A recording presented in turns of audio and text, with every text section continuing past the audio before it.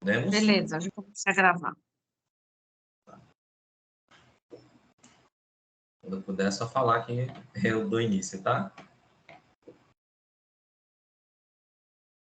Pode começar, já comecei a gravar. Tá. A priori, boa noite, pessoal.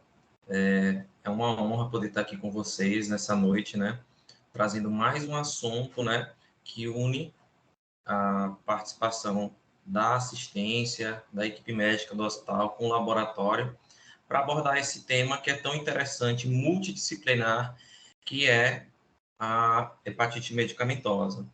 De antemão, já agradeço ao Dr. Silas por aceitar o tão requisitado convite, né?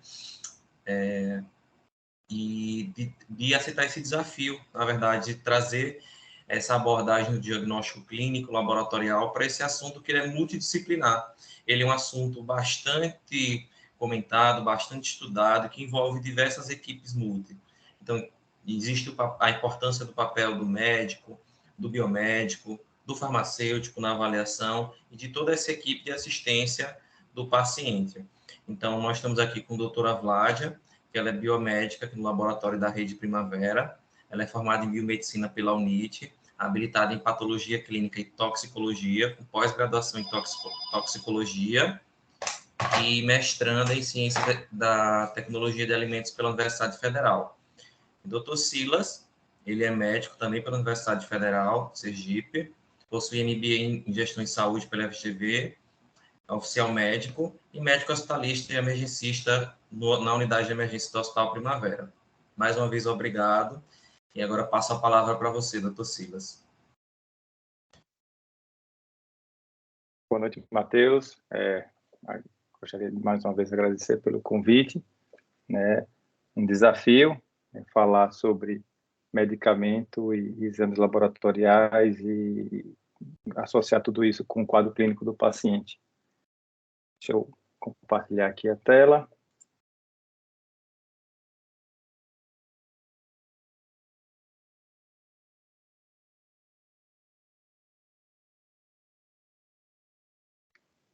Tá ok para vocês?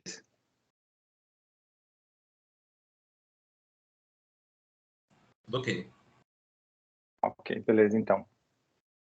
Então, pessoal, falar sobre hepatite medicamentosa. Primeiro, falar alguns dados em relação a essa doença.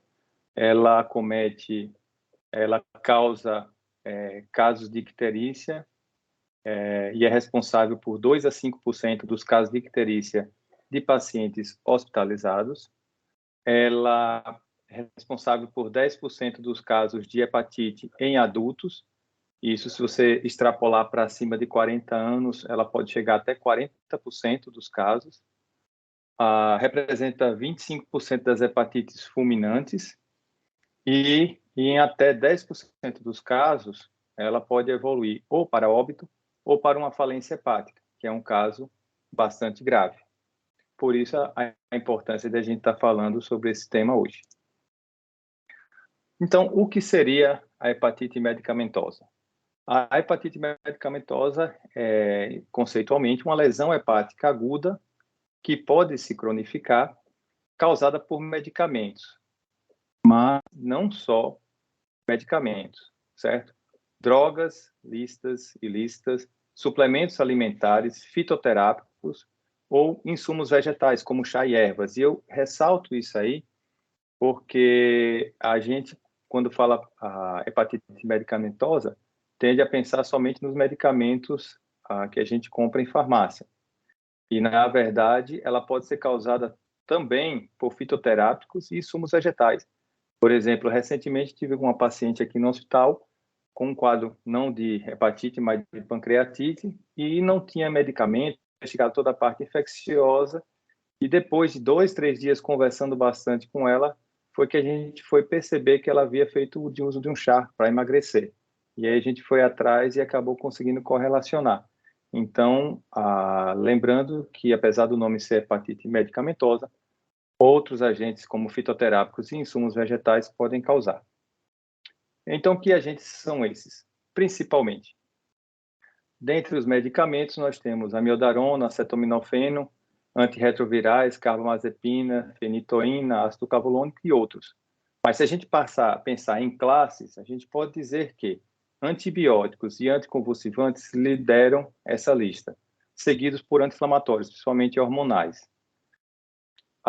Em termos de fitoterápicos, nós temos o cava-cava, chaparral, entre outros. As drogas ilícitas, como anabolizantes, a cocaína e o êxtase, e hepatotoxinas ambientais. O que são isso? São extratos tirados in natura, que não são industrializados e não são modificados, né? Na sua forma in natura, eles também podem causar. E aí, quais são os mecanismos de lesão, fisiopatologia da hepatite medicamentosa? É dividida principalmente em dois grupos, né? O grupo de causa idiosincrática, que a gente considera de lesão indireta, e o grupo de lesão do hepatócito, ou chamada de lesão direta. A idiosincrática, ela ocorre numa associação entre a pessoa, no caso, e o agente causador. Então, ela advém de uma interação entre a pessoa e a droga. Sendo assim, ela se torna imprevisível. Mas imprevisível como? Não há como você estabelecer uma relação direta. Por exemplo, tome essa medicação, se você tomar, você pode ter o risco de ter a hepatite medicamentosa. Não existe essa relação, certo? Independente da dose, do tempo utilizado e da medicação, isso vai variar de pessoa para pessoa. São dois mecanismos básicos. Ou imunológico, uma reação de hipersensibilidade, é como uma reação alérgica mesmo, né? Você tem a hepatite medicamentosa porque o seu corpo fez uma reação imunológica àquela droga, àquela substância. E você não tem como prevenir isso, né? Não há uma relação direta. Simplesmente em você, naquele indivíduo, acontece. Por outro lado, embora seja imprevisível, ela é de melhor prognóstico. Ela, em mais de 90% dos casos, regride sem deixar nenhuma sequela. Essa reação pode ser imunológica, como eu citei, né? Faz uma reação de hipersensibilidade, especificamente aquela substância, ou metabólica, isso é, a substância em si, ela não causa reação na pessoa, mas durante o seu processo de metabolismo no corpo da pessoa, ocorre uma liberação, uma formação de radicais livres que acabam causando a lesão hepática. Então, seja imunológica, quer dizer, seu corpo tem uma predisposição genética para isso, ou seja metabólica, seja porque aquela substância sofre alterações no seu corpo e uma dessas substâncias, geralmente radicais livres, desenvolvem. O importante é que ela não é previsível, não está relacionado com a dose, mas, em compensação, tem um bom prognóstico.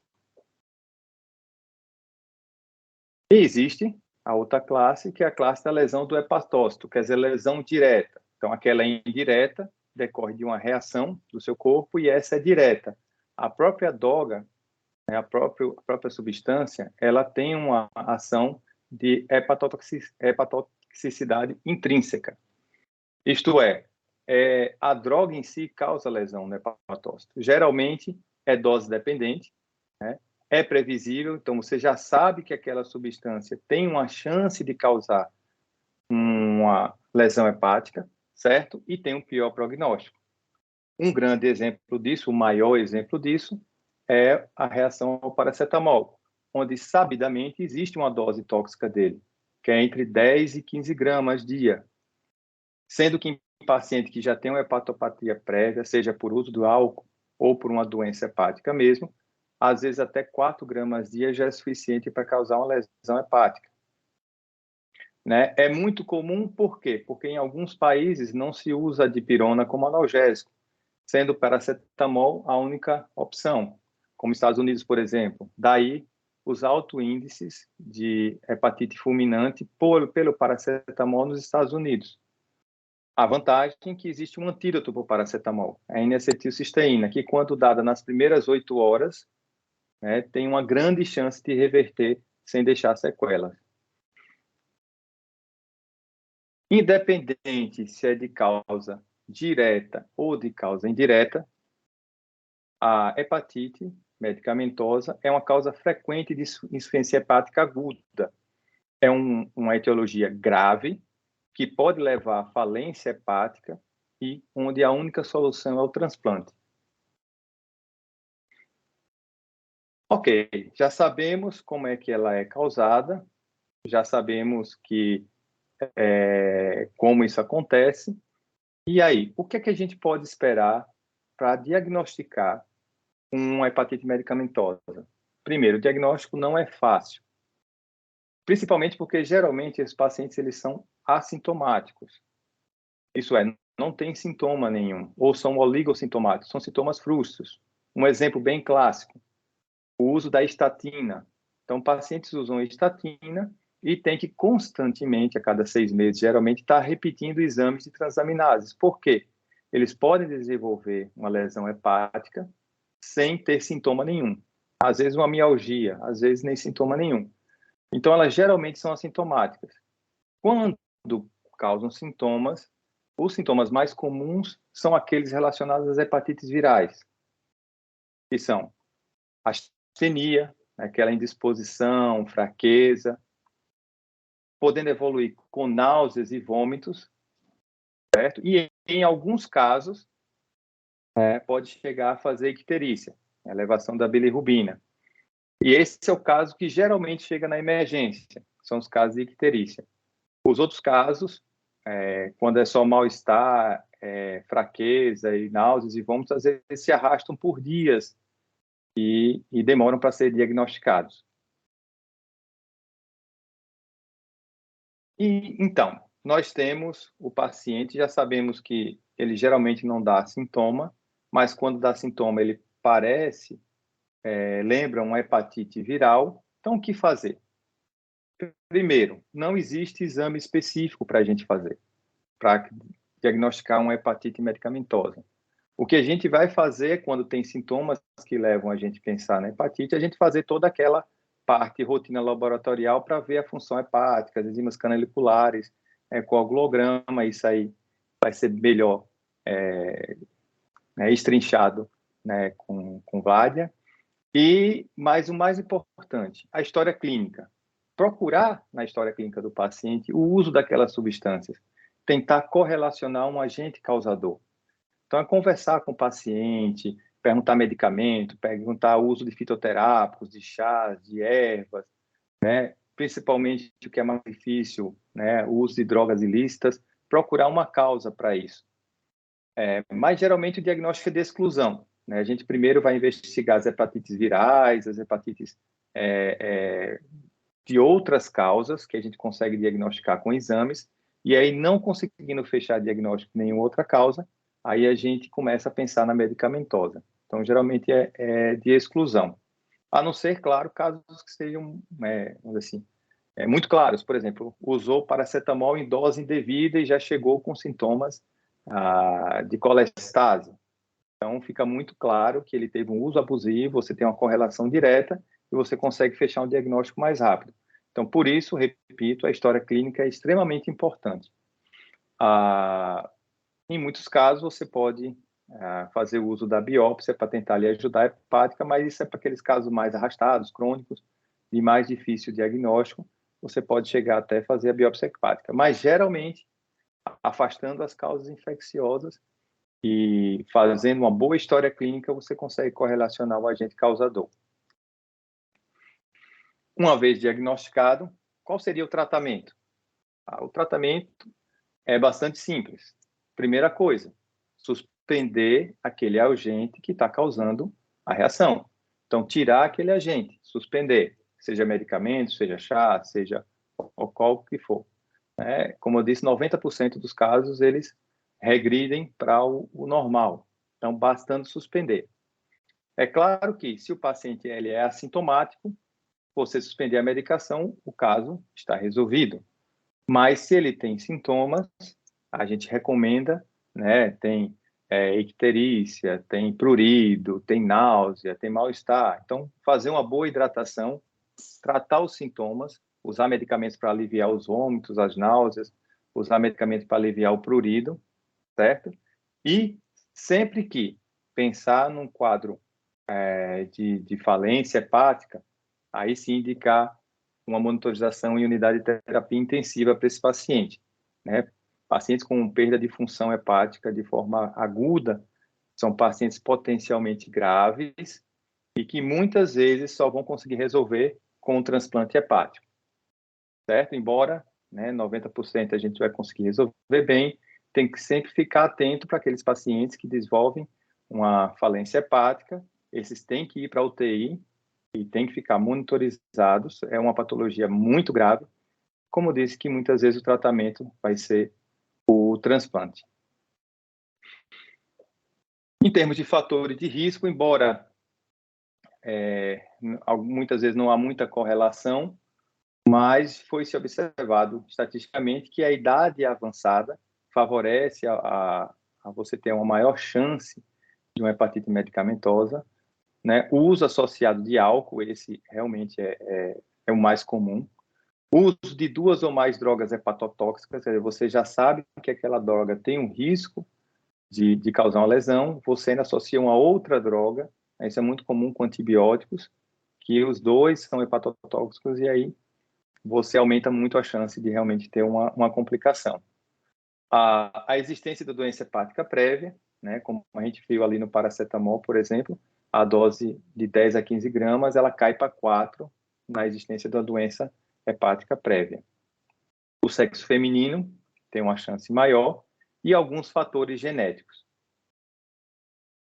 E para finalizar, o melhor tratamento de todos é a prevenção, né? O que é que a gente costuma orientar? Pedir que os pacientes, né, sempre só utilizem medicamentos prescritos pelos médicos, né? Que o médico, quando vai prescrever uma medicação, ele vai fazer uma análise daquele paciente, estabelecer os riscos e benefícios antes de prescrever qualquer coisa. Evitar, né, sempre o uso concomitante de álcool com todas as medicações, né? Deixar isso sempre muito claro com os pacientes. É só um paracetamol, é só um analgésico, não.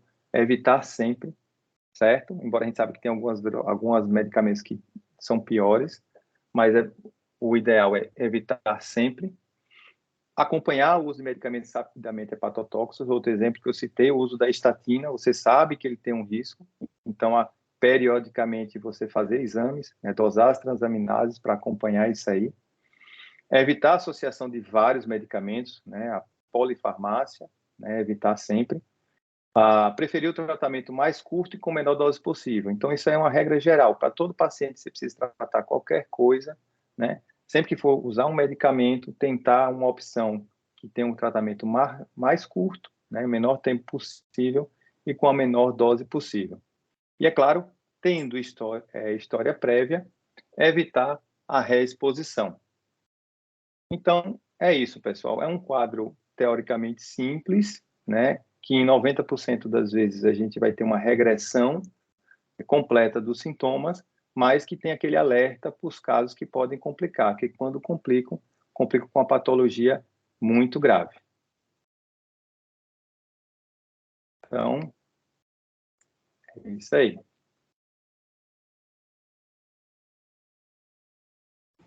Muito obrigado, Devolvo doutor. a palavra aí ao Matheus. Muito obrigado pela sua contribuição. De fato, a gente pode enxergar o quão complexo e a quantidade de problemáticas que estão associadas à temática, né?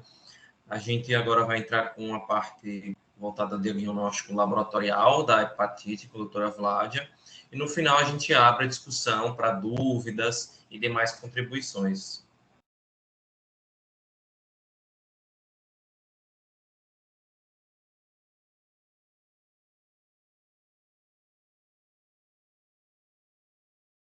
Vocês estão conseguindo me ouvir? A gente está te ouvindo, Vládia, mas não está vendo sua tela. Está conseguindo ver o slide? Agora sim. Pronto. Boa noite, pessoal. Obrigada, doutor Silas. Adorei. Breve, mas fantástica a palestra, de uma forma fácil de entender. E frisando sempre a importância de que tirar à disposição o paciente da medicação é uma das melhores práticas na questão da hepatite medicamentosa. Eu trouxe um breve vídeo para vocês. Vocês vão entender por quê daqui a pouquinho. Só 40 segundinhos da atenção de vocês.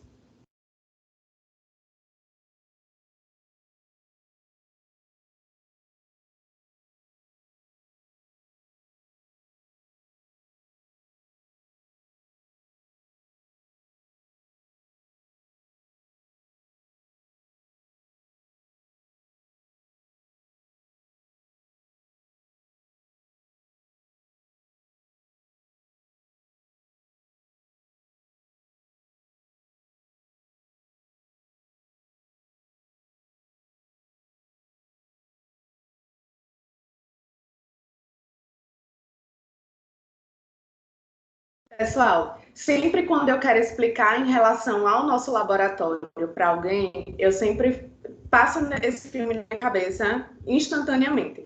Porque nós temos uma rotina de liberação de aproximadamente 150 mil exames por mês. Então, é uma rotina que, se a gente for fazer de forma manual, para liberar em tempo hábil, é impossível. Então, a gente conta hoje no nosso laboratório com o sistema Vitros. Ele é um sistema integrado da parte da bioquímica e do hormônio. Esse é um equipamento que a gente possui aqui no laboratório. Ele é o 7600, nós temos o 5600 e o 3600.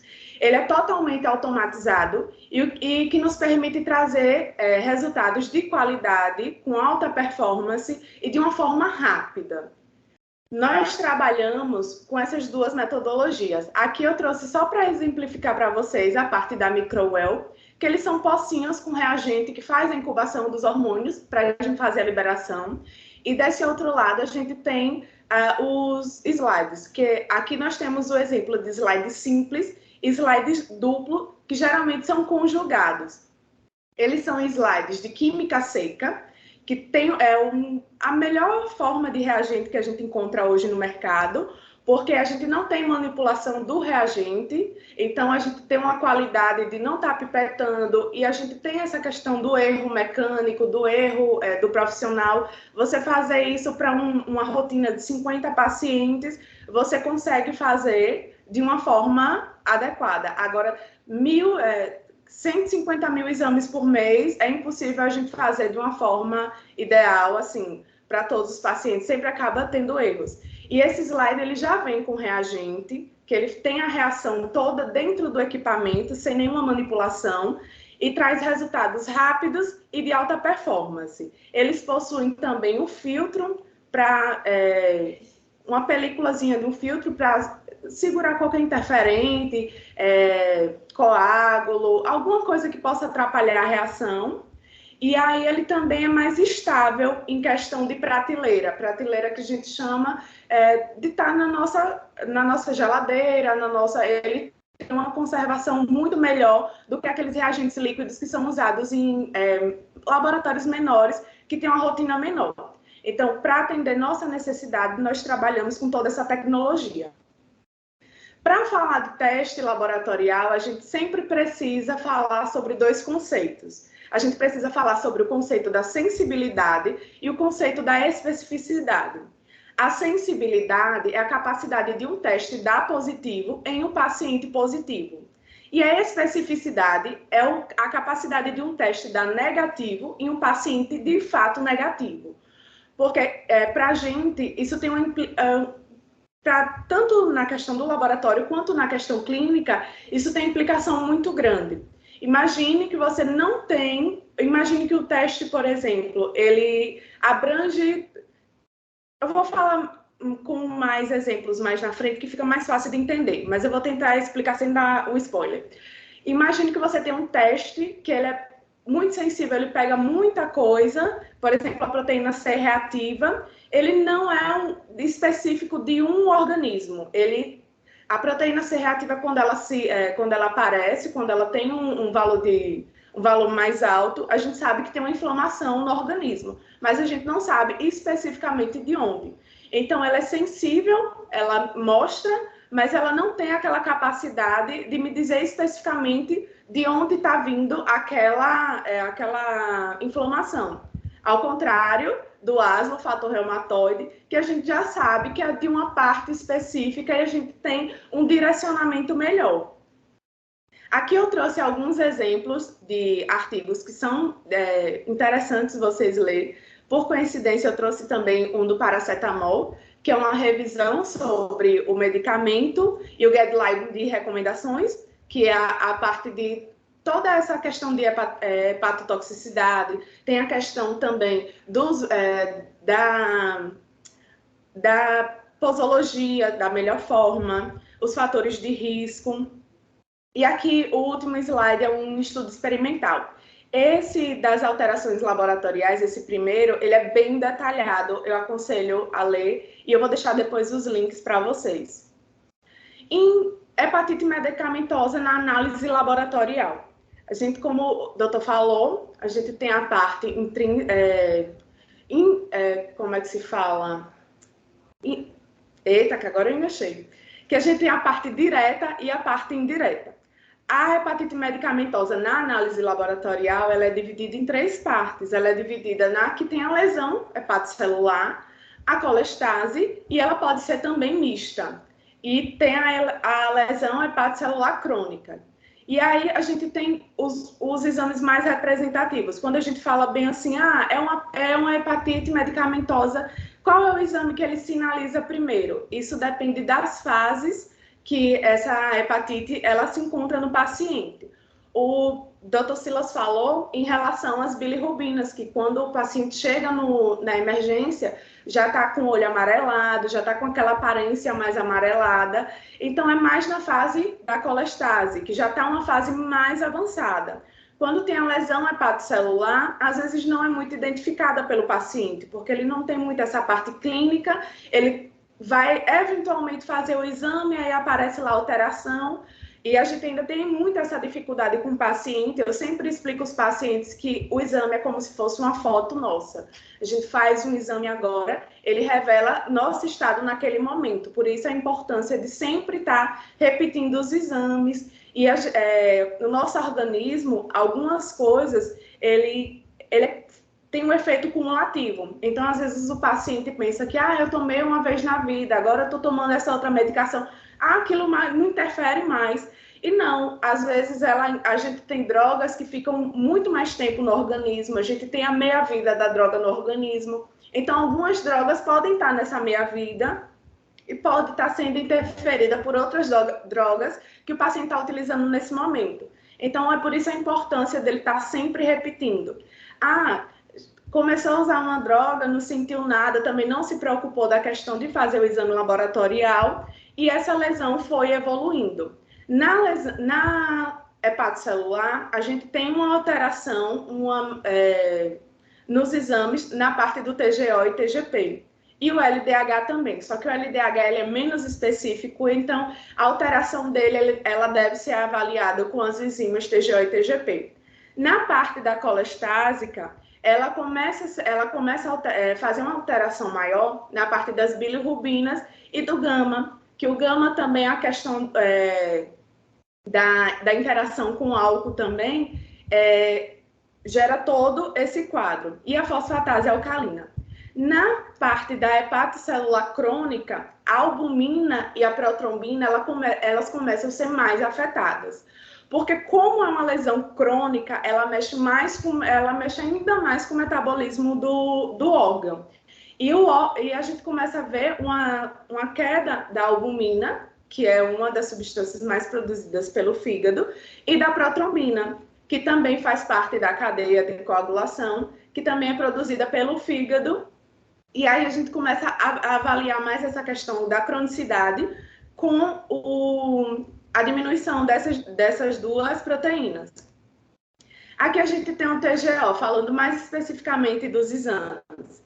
Ele é menos específico, porque ele tem vários tecidos do nosso corpo. Então, a alteração dele não significa muito, tem que ser estudada com outras coisas, a gente tem que entender melhor por que dessa alteração.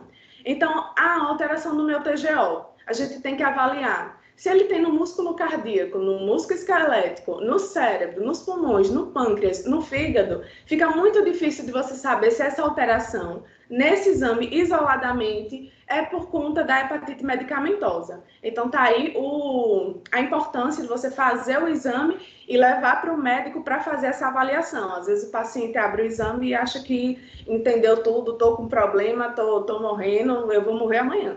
E não é assim, a gente precisa de uma avaliação séria. E aí, a gente, quando vai fazer a liberação do exame, a gente também faz toda a avaliação do histórico do paciente. O paciente, ele contou que fez ingestão de bebida alcoólica. Não, a gente sempre pede uma recoleta, porque isso não representa de fato, esse resultado foi interferido por conta da ingestão do álcool. A gente sempre tem todo esse cuidado de olhar o histórico, a idade do paciente.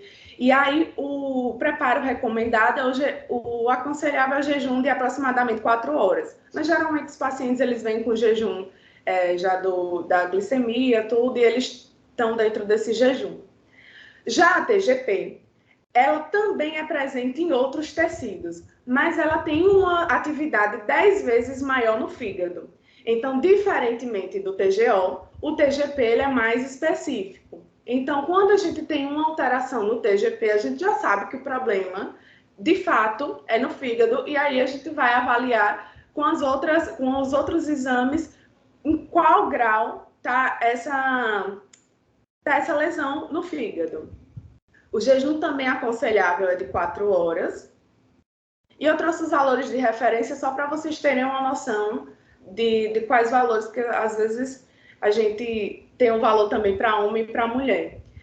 O gama, ela é uma enzima envolvida no transporte de aminoácidos, peptídeos através da membrana celular. Ele é um marcador de doença inflamatória, lesão hepática e obstrução biliar. Então, vocês lembram lá que no slide anterior, o gama ele está mais para a colestase, ele está mais envolvido para demonstrar a colestase do que a lesão hepática, a lesão celular primária.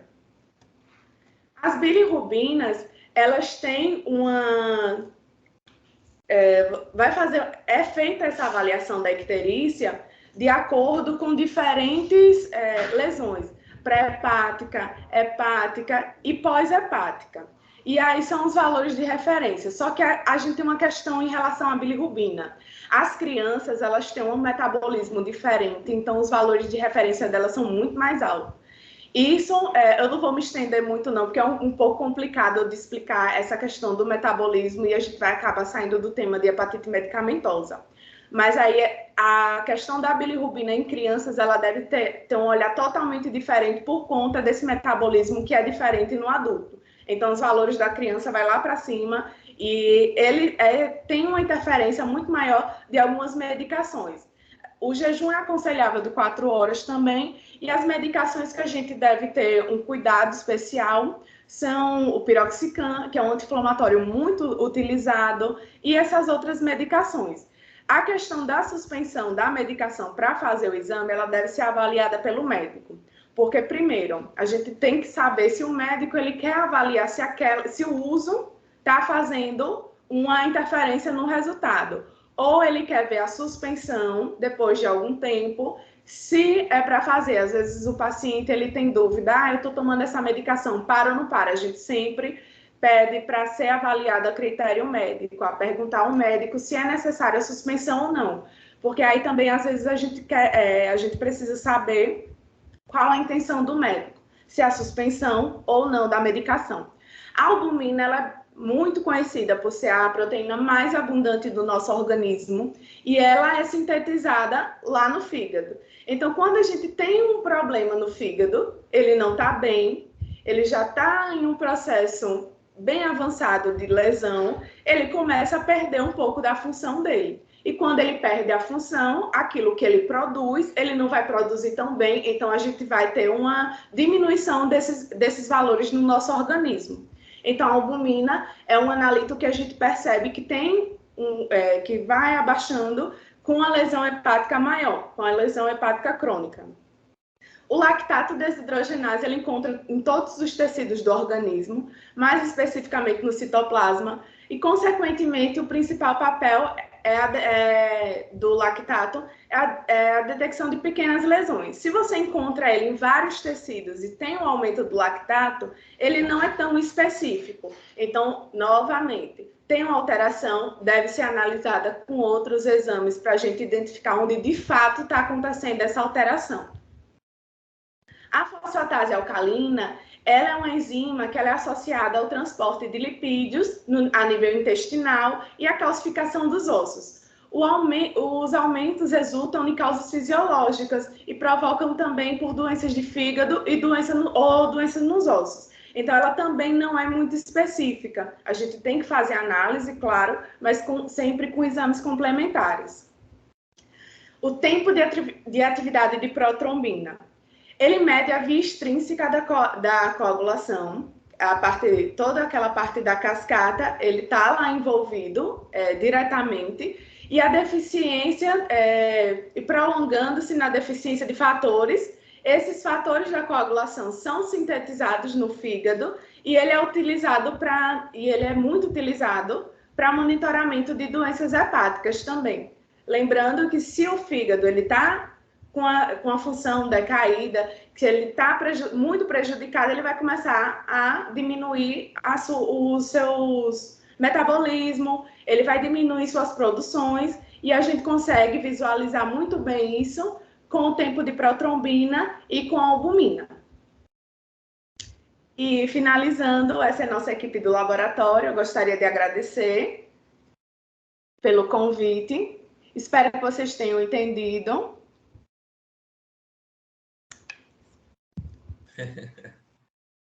Muito obrigado, Vládia, pela sua contribuição. Antes de abrir para as perguntas, só gostaria de parabenizá-la pela sua explanação. Confesso que fiquei bastante animado, empolgado, feliz em você ter trazido a priori essa abordagem falando da nossa metodologia que a gente utiliza aqui no laboratório da Rede Primavera, que é a de química seca, né? Cabe destacar também que todos os exames laboratoriais citados durante a palestra da Vládia, eles são realizados internamente aqui pela essa metodologia padrão ouro, tá? Uma coisa que eu gosto também de comentar é que justamente desse compromisso da Rede Primavera, do laboratório, em entregar excelência nessas análises laboratoriais.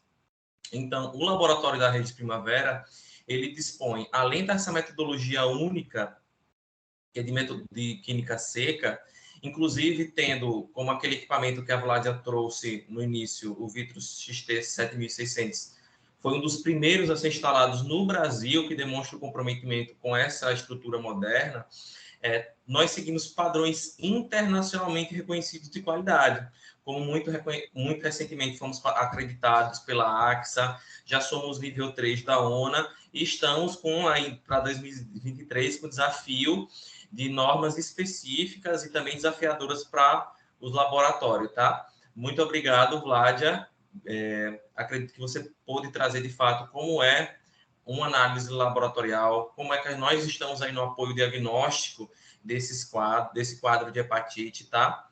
De como é importante essa interação entre o laboratório de análises clínicas, referência do serviço, com o corpo clínico. Afinal, durante a sua fala, a gente pode observar que há diversos pontos críticos que exigem-se essa comunicação com o corpo assistencial, com o corpo clínico, com o médico do paciente, né?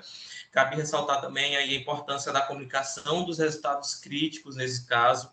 Então, quando a gente tem um paciente que está com um resultado de um marcador hepático, especificamente dentro da temática, com a incompatibilidade, até mesmo com a vida, dependendo dos seus valores, que a gente tem esse compromisso, essa responsabilidade de comunicar de imediato à equipe assistencial, com o objetivo da máxima celeridade e manutenção da vida desse paciente, tá?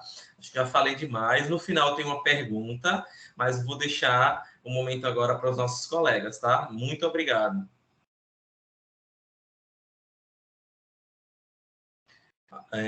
Quem está com a mão levantada, só um minutinho, doutora Ana Flávia, você gostaria de contribuir com a gente? Boa noite, estão conseguindo me ouvir?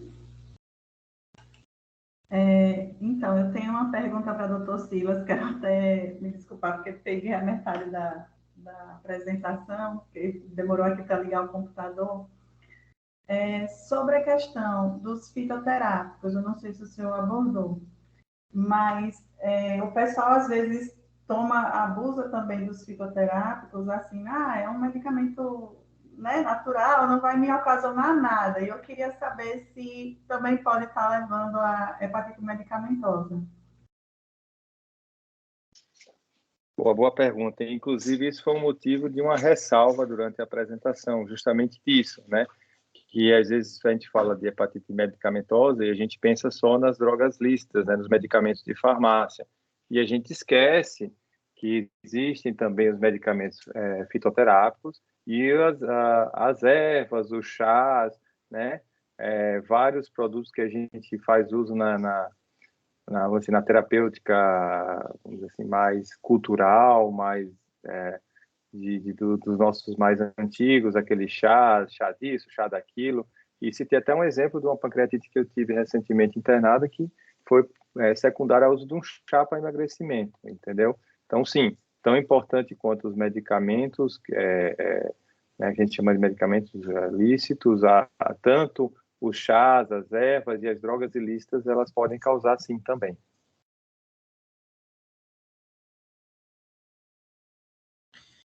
Gostaria de fazer uma pergunta também, que vai envolver tanto o Dr. Silas quanto a doutora Vládia, que esse tema, ele abre margem para uma série de discussões. Então, aí a gente pode estar trazendo a problemática de que o Brasil, hoje, é um dos países que lidera o ranking da automedicação. Inclusive, de acordo com estudos recentes, comprovadamente cerca de 90% da população brasileira declara-se que faz a utilização de medicamentos de forma sem a consulta, sem indicação médica, né? E além disso, como a doutora Ana Flávia trouxe, existe aí uma mega corrida, né? Com viés estético, com a utilização de diversas drogas, diversos chás, diversas substâncias que são extremamente hepatotóxicas. A gente pode trazer como, por exemplo, o caso de uma profissional de saúde, uma colega enfermeira, que tomou um mix de chá recentemente, não foi? Que tinha, dentre elas, a carqueja, que são extremamente hepatotóxicas, e teve uma hepatite fulminante. E, além disso, aí a gente começa a entrar num outro tema, que particularmente sou apaixonado, que é de saúde pública, que a gente pode começar a pensar nos nossos modelos assistenciais, sobretudo nos níveis de atenção que a gente promove, sobretudo trazendo para a ótica da Rede Primavera. Então, em se tratando que, como a gente pode ver, muitas das vezes essa hepatite só é diagnosticada no modelo secundário, terciário de atenção, onde aquele paciente, de forma voluntária, vai buscar o atendimento depois que já está demonstrando uma sintomatologia. Eu queria que vocês explanassem um pouco, trazendo até como provocação, qual é o papel do biomédico, do médico, da equipe assistencial, do laboratório, de nós, enquanto profissionais da saúde, na reversão desse quadro, na orientação e na busca, sobretudo, de um diagnóstico precoce a nível primário, para que a gente não precise que esse paciente evolua a um nível de atendimento emergencial ou até mesmo internação.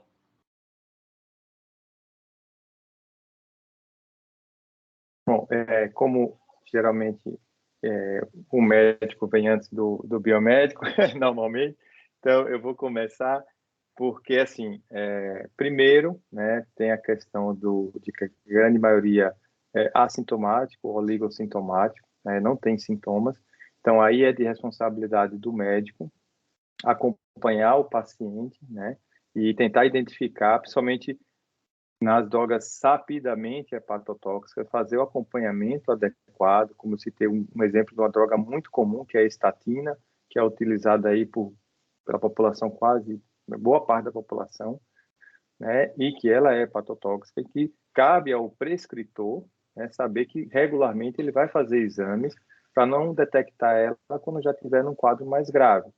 Então, eu acho isso importante. Em relação à automedicação, a coisa que o que a gente faz é orientar os pacientes que evitem fazer automedicação, mas é uma coisa, infelizmente, cultural. E fechando em relação aos fitoterápicos, é o que eu costumo dizer. Se você acha que o fitoterápico é diferente das medicações que você usa e compra na farmácia, vá olhar de onde é que elas vieram, entendeu? Perfeito, doutor Silas. Acredito que essa frase final não poderia exemplificar melhor o quanto o quanto se confunde. Porque, de fato, pensa-se que, por ser algo natural, não se tem esse viés, mas muitas das vezes são, de fato produzido à escala industrial, como qualquer outro medicamento. Sem contar também que os princípios ativos dos medicamentos são da base de plantas. É porque as pessoas têm uma mania de olhar, ver uma cartela e acham que o pozinho ali é uma coisa totalmente diferente. Mas se for olhar a fundo, as pessoas têm preguiça, às vezes, de pesquisar e não. E outra coisa também, a medicação você tem uma dose controlada e aquele fitoterápico você não tem uma dose controlada, você não sabe qual a concentração. Às vezes o princípio ativo não está isolado, às vezes não está isolado, às vezes não é só isso. Então, tem toda uma interação que a pessoa nem imagina. Então, por falta de conhecimento, pelo marketing maior, de ser natural, aquele apelo de ser natural, às vezes atinge mais a população. Mas, infelizmente, e as pessoas, é impressionante. A pessoa vê um comprimido de fitoterápico, acha bem assim, se um faz bem, eu acho que 2 ou 3 eu vou emagrecer mais ligeiro. E tome fitoterápico. E assim vai. Então, a gente tem toda essa questão. Em relação também, às vezes, a pessoa pensa que o médico está solicitando o exame de novo. Eu não acredito que eu vou fazer o exame de novo. E ele precisa ser acompanhado. As pessoas acham que a lesão hepática só vai acontecer de 10 em 10 anos. Se eu tomar uma medicação que eu preciso tomar, como as estatinas, como às vezes um anti-inflamatório para alguma questão, que muita gente tem artrite, às vezes o médico ele passa um anti-inflamatório, e a gente sabe que todo o medicamento que ele tem uma metabolização no fígado, ele pode causar uma hepatite medicamentosa. E aí, o que é que a gente faz? A gente tem que acompanhar e as pessoas têm que botar na cabeça que tem que ser feito o acompanhamento e que é de extrema importância. Por isso que eu falo da foto. É só a foto de hoje, daqui a alguns dias você vai mudar. Graças a Deus, se continuar da mesma forma. Mas pode acontecer de mudar e você precisa investigar isso. As pessoas vão deixando, quando vê já está no pronto-socorro, toda amarela, e aí é que vai ter que fazer exame mesmo, para ver como é que tá. E é assim. E uma coisa, doutor Silas, que eu queria que você falasse é em relação à diferença de intoxicação com a hepatite medicamentosa. Às vezes as pessoas confundem. Eu fiz estágio na área de toxicologia forense. Então, eu passei muito tempo vendo a questão da intoxicação em pacientes, às vezes abuso sexual, que era colocada medicação, tudo. E tem uma diferença que às vezes as pessoas confundem. Eu acho que você vai conseguir explicar melhor que eu essa parte. Certo, então vamos lá. Intoxicação é quando você utiliza um medicamento fora da dose regular dele, ou numa dose abusiva, ou numa dose acima do normal, e causa efeitos colaterais, né? Ou efeitos desejados ou não, né? Você tem um exemplo disso, intoxicação por álcool, que é o mais comum, que a gente vê todo dia. Então, o normal é você tomar o seu álcool na dose controlada e não acontecer nada. Você passa por uma dose abusiva e você tem sintomas de intoxicação. Né? Medicamentos. Tem medicamentos, por exemplo, como é feito medicamentos, por exemplo, benzodiazepínicos. O certo é você tomar numa dose controlada e aquilo lhe causar uma melhora da sua ansiedade. Você extrapola a dose e você pode chegar num estado de coma. Então, a intoxicação é isso, é quando você tem uma dose acima do normal e você causa uma reação adversa, uma reação não desejada da droga. Já a hepatite medicamentosa, não, é como a gente fez, aí é questão de fisiopatologia, você tem uma lesão hepática causada pela droga, seja porque é uma droga hepatotóxica, que tem uma lesão do hepatócito, ou seja porque você fez uma reação, seja uma reação de hipersensibilidade à droga, você fez uma alergia, por assim dizer, àquele medicamento, ou aquele medicamento, quando você toma, ele é metabolizado e um dos resultados de degradação daquele medicamento acaba liberando radicais livres e causando lesão celular. lesão do hepatostócito. Então, assim, a hepatite é vamos dizer assim, é uma doença causada por uma reação específica ao medicamento. A intoxicação, não. A intoxicação, ela é o uso abusivo de alguma medicação causando um efeito adverso. Mais alguma pergunta, Perfeito. pessoal? Tem alguém com a mão levantada?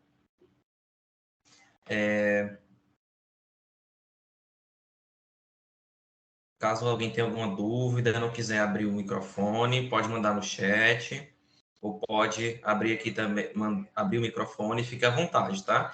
Esse espaço é justamente destinado a essa integração. Doutora Ana? Eu só ia tirar é uma perspectiva mesmo geral do nosso estado mesmo. Na época da Covid, eu acho que agora mais não, porque está a vacinação, né?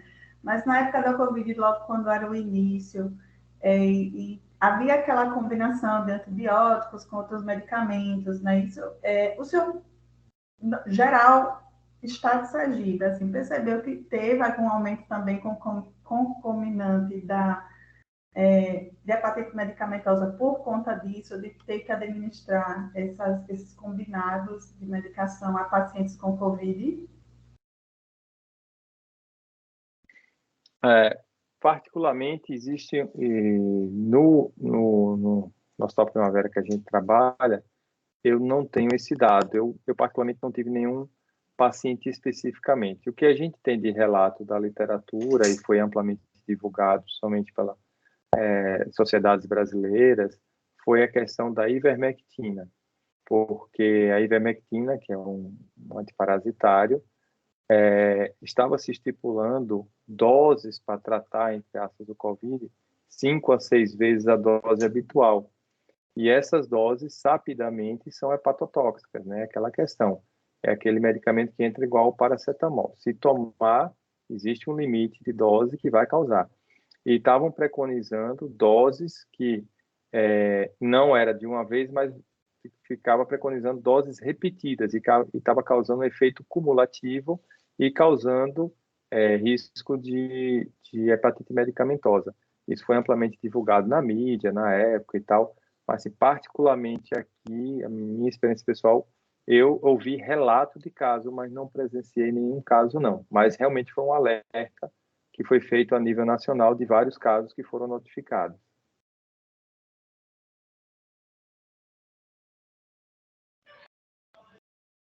Mais alguma contribuição, pessoal? Gostaria de deixar registrado aqui, né, o sucesso, mais uma reunião, nós já chegamos a quase 30 participantes. Observa-se aqui a presença de diversas equipes, diversos profissionais. A gente tem aqui colegas médicos, biomédicos, Pessoal da farmacêuticos. USP de São Paulo também, viu? Pessoal de outros estados, né? Muito feliz. A gente gostaria de deixar registrado também a presença aqui do nosso superintendente médico, doutor Guilherme, que ressalta a importância, né, da promoção desse conhecimento entre as áreas e de como é importante essa união dessa equipe multi na construção desse conhecimento para a nossa população e para os nossos pacientes assistidos aí no nosso estado, no nosso amado estado de Sergipe, tá? Mas qualquer dúvida, pessoal, ainda estamos por aqui. Matheus.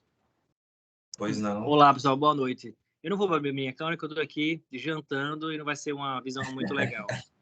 Mas, assim, eu queria, de verdade, parabenizar todos vocês.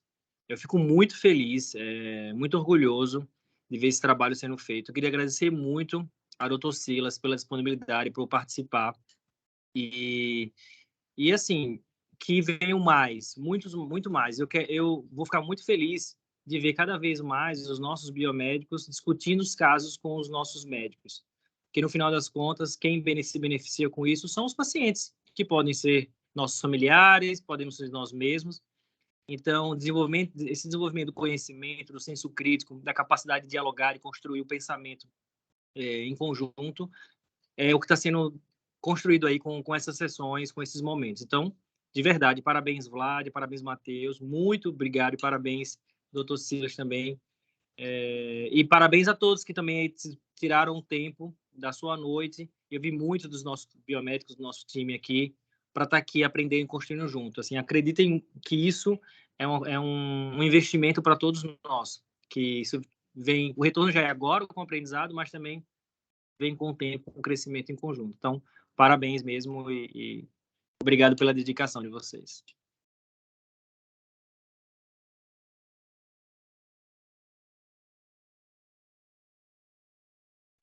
Muito obrigado, doutor Guilherme.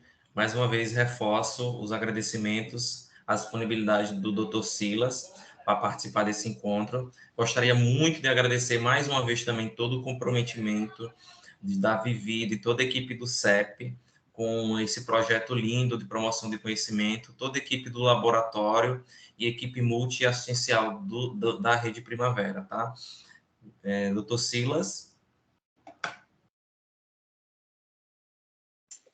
Então, agradeço, espero poder ter ajudado um pouquinho aí nessa correlação do quadro clínico aí com os exames laboratoriais, né, ajudado a reforçar isso aí, para, como o Guilherme bem disse, para que a gente possa, como equipe, como time, cada vez mais compartilhar informação, compartilhar conhecimento e trabalhar todos juntos em prol do grande beneficiado, que vai ser o nosso paciente, que hoje pode ser um estranho, amanhã pode ser um de nós ou um de nossos familiares. Então, parabéns a vocês, estou à disposição e que continuem aí nessa jornada aí.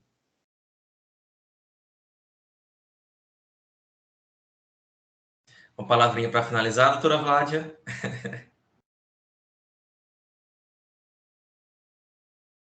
Pessoal, obrigada pelo convite. Obrigada, doutor Silas, por dividir hoje essa noite aqui comigo. Obrigada, Matheus, pela contribuição. E só agradecer. Muito obrigada a todo mundo. Espero ter contribuído um pouquinho, ter mostrado um pouquinho do nosso trabalho. E qualquer dúvida, sempre entrar em contato. O Laboratório de Estado, portas abertas, doutor Silas, quando quiser vir ver. Pode viver, pode conversar, trocar uma ideia. As próximas aulas, não conta a Vivi, não, mas a gente vai fazer outras coisas. E Vivi, muito obrigada por sempre estar apoiando, sempre, doutor Guilherme, Tati, Vivi, sempre apoiando nossas ideias, sempre dando o maior apoio possível para que tudo isso esteja acontecendo aqui hoje. E só agradecer. Obrigadão, viu? Boa noite para vocês. Eu acredito que a gente pode estar encerrando por aqui, né, gente? Pontualmente. Mais uma vez, muito obrigado pela presença de todos. Sigam aí o CEP nas redes sociais para a gente seguir acompanhando os próximos encontros, tá? Muito obrigado mais uma vez. Tchau, tchau.